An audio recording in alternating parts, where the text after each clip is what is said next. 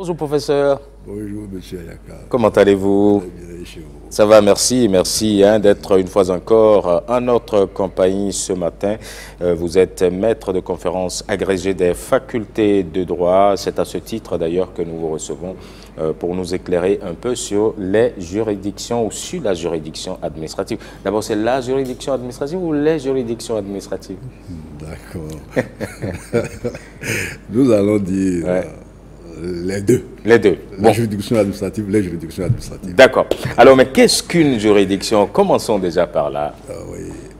Une juridiction, c'est une institution indépendante qui est chargée de régler des litiges dans un domaine précis et devant faire recours à des règles de procédure. Les décisions que prenne une telle institution ne peuvent être frappées que d'autres voies de recours,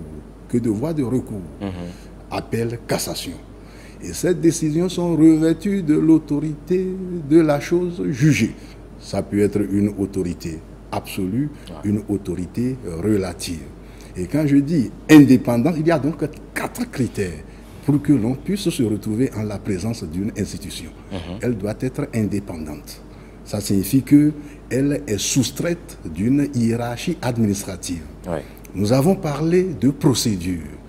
La procédure contradictoire doit être respectée et les décisions de la juridiction concernée doivent être motivées.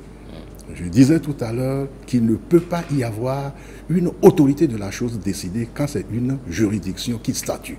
Il ne peut y avoir qu'une autorité de la chose jugée. Et cette autorité pourrait donner occasion à une voie de recours. Et voie de recours, ça peut être en cassation, ça peut être en appel, en cassation, en révision, etc.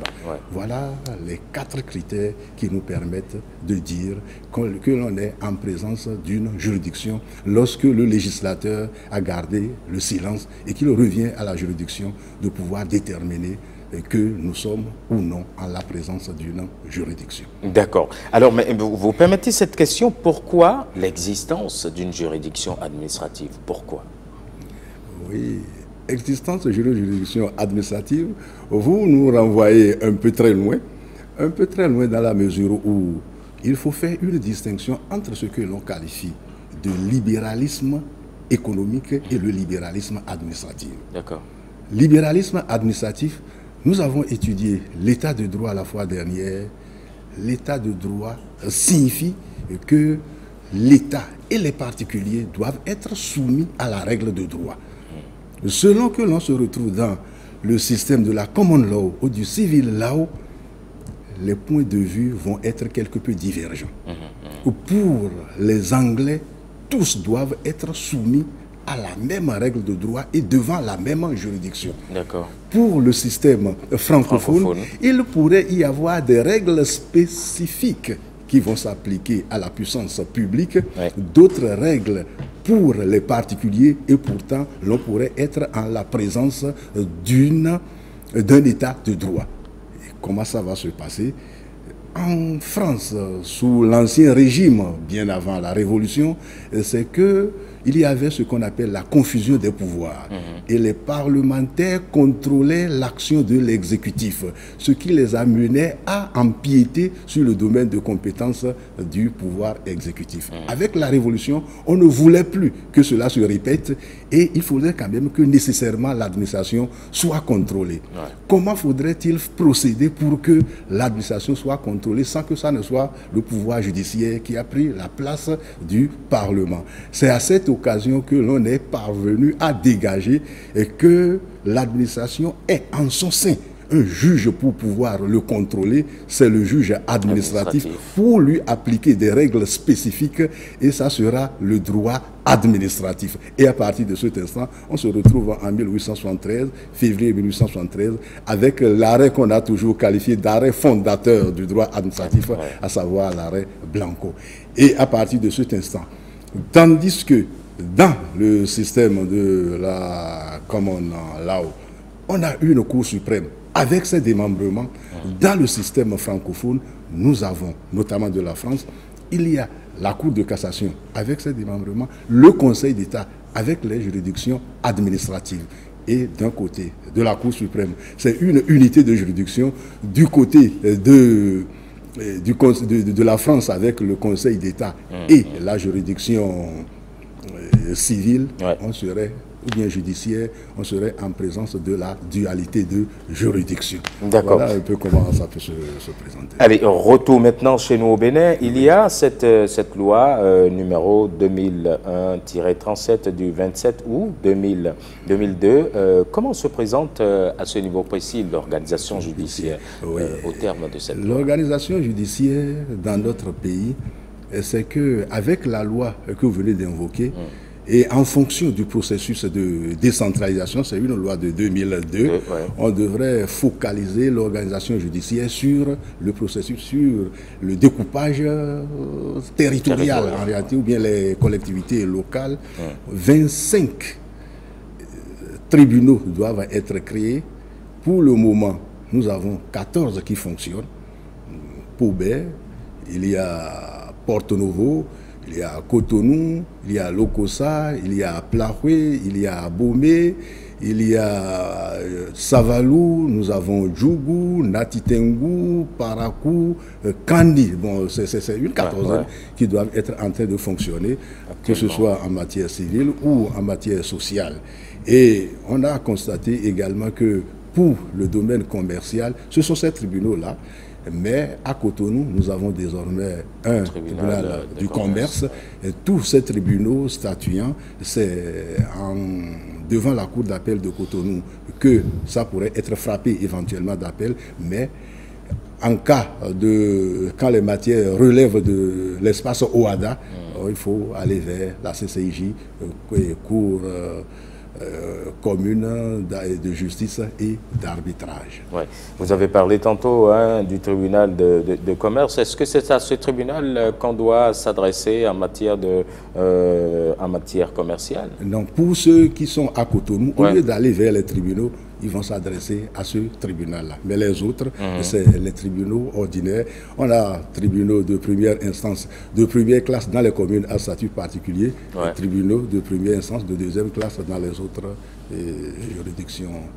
D'accord. Mais quelle est la juridiction compétente en matière criminelle? En matière criminelle, c'est toujours ces tribunaux-là, mais statuant en matière criminelle, ou bien avec les cours d'appel statuant en matière criminelle pour possibilité de cassation au besoin devant la chambre judiciaire de la Cour suprême. Oui, mais ceci m'amène à vous demander, la Haute Cour de justice oui, la Haute Cour de justice, c'est pour connaître des infractions que commettent les membres du gouvernement pendant qu'ils sont en activité. D'accord. Voilà.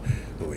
D'accord, et puis la CRIET alors? La CRIET, oui, la Cour de répression économique et du terrorisme. C'est, comme on est en train de le dire, c'est dans le domaine économique, mais ça a trait.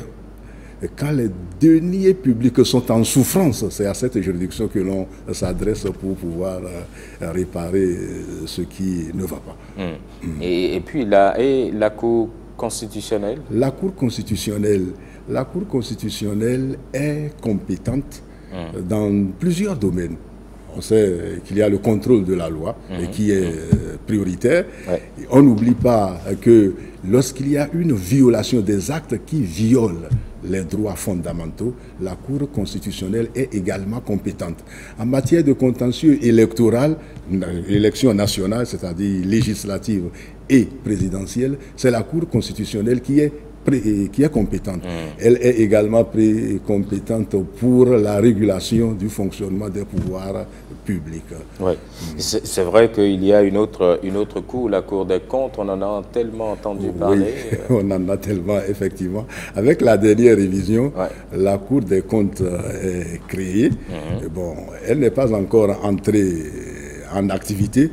Bon, c'est la chambre administrative de la Cour suprême qui continuera, la chambre des comptes de la Cour suprême qui continuera d'exercer ses fonctions pendant la période de transition, mais il faut reconnaître que cette Cour est appelée à être détachée de la Cour suprême. D'accord. Bon, en définitive, il y a la juridiction administrative quand même. Oui, il y a la juridiction administrative. Bon, Nous avons parlé tout à l'heure des deux systèmes, Ouais. c'est-à-dire anglo-saxon et puis français. Ouais. C'est que dans le système francophone que nous avons, bien français que nous avons hérité, la question s'est posée au lendemain des indépendances à nos États. Faudrait-il avoir une unité de juridiction ou bien une dualité de juridiction? Voilà que nous l'avons hérité de la France. Or, au moment où on accédait à l'indépendance, les juristes, on les comptait du bout des doigts.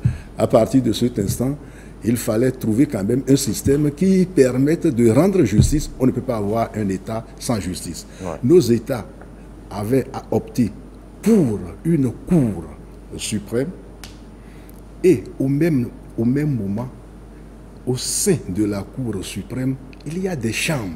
Ça peut être des sections. Ouais. Et ces chambres ou sections s'occupent particulièrement du contentieux administratif.